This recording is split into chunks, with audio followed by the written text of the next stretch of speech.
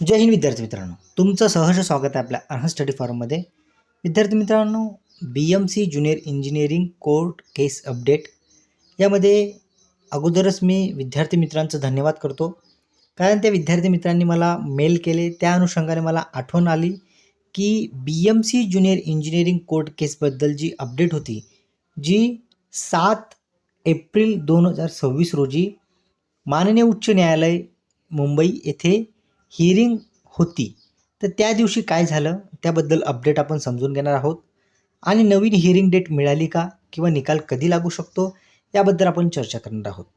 तर विद्यार्थी मित्रांनो, तुम्ही जर नवीन असाल चॅनलवर तर चॅनलला सबस्क्राईब करून घ्या, जेणेकरून तुम्हाला अशाच पद्धतीचे अपडेट्स वेळोवेळी मिळत जातील. मग विद्यार्थी मित्रांनी ज्या विद्यार्थ्यांनी मला मेल पाठवले, अगोदर मी त्यांचा मेल तुम्हाला दाखवतो.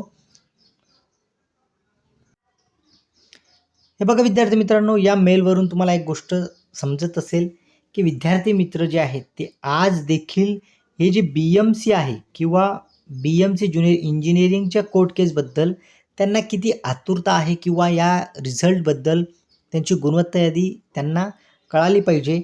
या अनुषंगाने जे विद्यार्थी आहेत, आता शिवाजी चौगुले यांनी मला मेल केलेला आहे की BMC कोर्ट हिअरिंग 7/4/2026 रोजी काय अपडेट झाली किंवा त्याबद्दल अपडेट द्या. त्यानंतर एक होते मित्र कृष्णा सुखदेव खांडेकर यांनीसुद्धा मेल केलेला आहे. त्या अनुषंगानेच मला एक गोष्ट लक्षात आली की विद्यार्थी मित्र जे आहेत ते विद्यार्थी किती या कोर्ट केस अपडेटसाठी आतुर आहेत. त्यांना गुणवत्ता यादी जी आहे ती लवकरात लवकर समजली पाहिजे. भरपूर आपण प्रयास केले गेले, परंतु ह्या कोर्ट केसमुळे भरपूर विद्यार्थ्यांचं आयुष्य असेल किंवा त्या विद्यार्थ्यांनी परीक्षा दिली असेल, त्या विद्यार्थ्यांची गुणवत्ता यादी असेल किंवा त्यांना या पदभरतीबद्दल असलेली अपेक्षा, या संपूर्ण गोष्टीमध्ये त्यांना निराशा मात्र हाती येत आहे. चला विद्यार्थी मित्रांनो, आता महत्त्वाची जी आहे ती म्हणजे अपडेट आपण पाहून घेऊयात. या संपूर्ण विद्यार्थ्यांचा धन्यवाद. जर काही अपडेट जर तुम्हाला अजून आली तर तुम्ही मला मेल करू शकतात.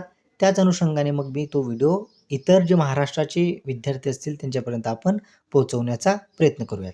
चला विद्यार्थ्यांनो, मग महत्त्वाची गोष्ट आहे ती म्हणजे काय, तर 7 एप्रिल 2026 रोजी अपडेट काय आली ते आपण समजून घेणार आहोत.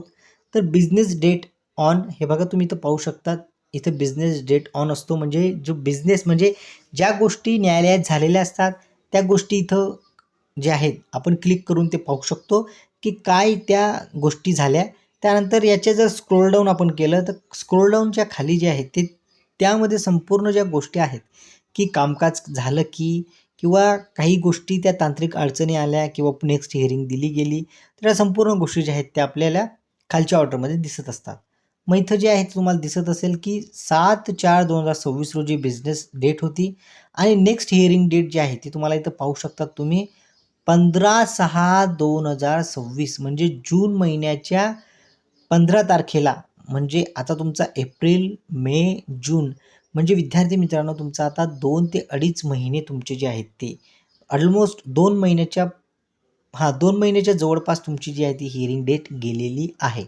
मग आता अजून एक हिअरिंग डेट मिळाली.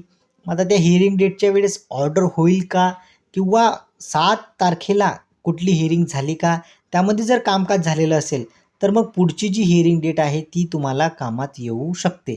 परंतु जेव्हा मी खाली स्क्रोल डाऊन केलं आणि आता बघा 7 एप्रिलचं जे आपण जे आहे ते कामकाज जेव्हा आपण ओपन करत आहोत तेव्हा आपल्याला इथं दिसत असेल की नेक्स्ट हिअरिंग डेट त्यांनी दिलेली आहे. इथं हे बघा तुम्ही इथं पाहू शकतात, नेक्स्ट हिअरिंग डेट जी आहे तिथं दिलेली आहे, हे बघा. आणि नेक्स्ट पर्पज जे आहे ते ॲट 3 PM असं त्यांनी इथे दिलेलं आहे. मग जेव्हा आपण स्क्रोल डाऊन केलं, स्क्रोल डाऊनमध्ये जे कामकाज असतं, ऑर्डर असेल किंवा महत्त्वाचं जे असेल, काही काही कामकाज झालेलं असेल, परंतु ते कामकाज जे आहे ते इथं कुठल्याही प्रकारचं अपलोड झालेलं नाही आहे. म्हणून कुठल्या प्रकारचं कामकाज झालं तर एकतर ज्या दिवशी ते तिथं हिअरिंगमध्ये प्रेझेंट असलेले विद्यार्थी असतील किंवा जे काउन्सिल असतील किंवा जे ॲडव्होकेट असतील ते आपल्याला सांगू शकतात, परंतु आपल्याला त्याबद्दल अद्यापही कुठल्या प्रकारची माहिती आलेली नाही आहे.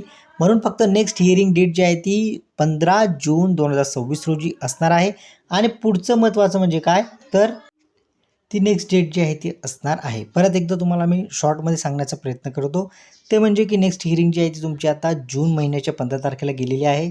त्या दिवशी काय कामकाज झालं ते आपल्यापर्यंत अद्याप आलेलं नाही आहे. ते जर आलं तर मी टेलिग्रामला ते शेअर करून देईल. परंतु एक अशी अपडेट आलेली आहे की त्या दिवशीचं जे कामकाज आहे ते झालेलं आहे किंवा नाही, अशी जी अपडेट आहे ती लवकरात लवकर मला विद्यार्थी देतील किंवा मीही ती जी अपडेट आहे ती मी काढण्याचा प्रयत्न करेल.